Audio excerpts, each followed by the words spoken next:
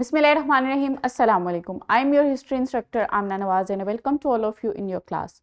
My dear students, आज का हमारा B-Lift 11.2 है. I hope all of you have done well with your bridging activity. That's good. Let's move towards our learning outcome. Learning outcome जो है वो हमारे continuous है. हमने daily life देखनी है ancient Greeks की. इसके अलावा जो है वो रिलेशन देखना है बिटवीन ग्रीक्स एंड इजिप्टियन और रिलेशन देखना है ग्रीक्स और स्पार्टन्स के दरमियान. लेट्स मूव टुवर्ड्स और focus Greek civilisation. Greek civilisation का फूड देखना है, वो किस तरह की ग़िज़ा जो थे वो इस्तेमाल करते थे.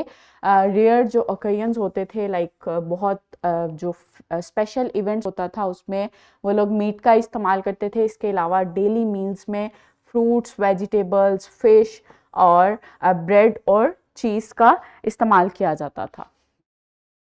जो कपड़े वो किस तरह से पहनते थे, हिमेटियन एक चादरा टाइप जो था वो लपेटते थे.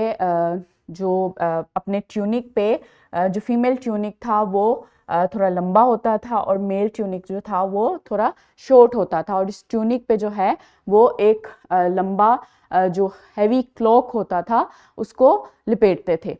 इसके अलावा जो है उनके घर किस तरह से होते थे, मुख्तलिफ कंपार्टमेंट्स होते थे और दरमियान में जो था वो एक कोर्टयार्ड होता था और उसमें मुख्तलिफ कमरे होते थे.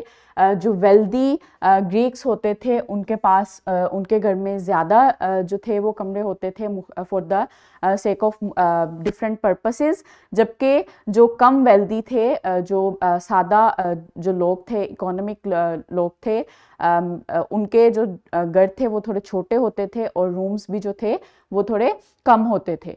इसके अलावा जो है उनकी क्रॉप्स जो थी वो फेमस क्रॉप्स जो थी वो वीट, बार्ले, ऑलिव्स और ग्रेप्स थी. इसके अलावा जो है वो मुख्तलिफ किस्म के टूल्स जो थे वो बनाते थे और उनका इस्तेमाल करते थे, जिसमें मुख्तलिफ मेजरमेंट और प्लानिंग के लिए मुख्तलिफ टूल्स होते थे. पोट्री का जो थे पोट्री भी बनाते थे आर्ट. इसके अलावा जो है वो मुख्तलिफ टूल्स जो थे वो हार्वेस्टिंग के लिए इस्तेमाल करते थे जब अपनी फसलों को काटते थे. जो आर्किटेक्चरल जो स्ट्रक्चर था ग्रीक्स का वो बहुत यूनिक था, जिसमें 3 टाइप्स ऑफ स्टाइल्स यूज़ किए जाते थे. The first one is Doric, ionic and Corinthian. ये जो थे ये डिफरेंट स्टाइल्स थे उनकी आर्किटेक्चर में. इन स्टाइल्स पे जो थी उस वक्त में मुख्तलिफ बिल्डिंग्स, टेम्पल्स, थिएटर्स और मुख्तलिफ स्टेडियम्स जो थे वो बनाए जाते थे.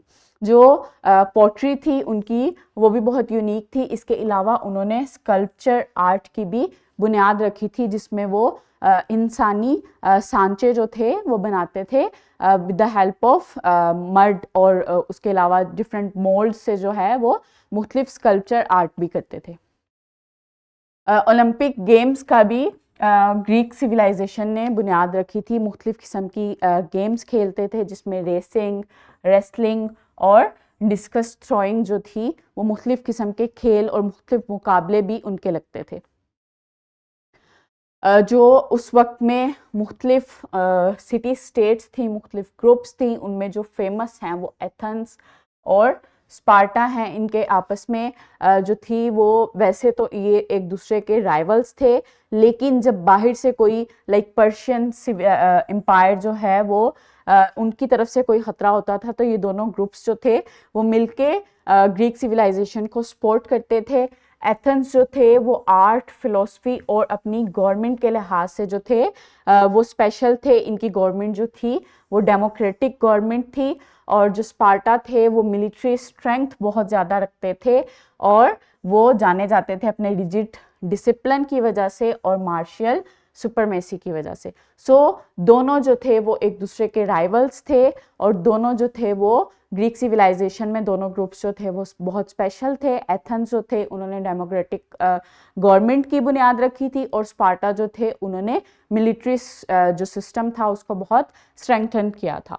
So my dear students, that's over here. The next one is formative check, and formative check and thrive that you have to do on your practice book. I hope all of you have done well. We'll meet in our next session, inshallah. Allah Hafiz.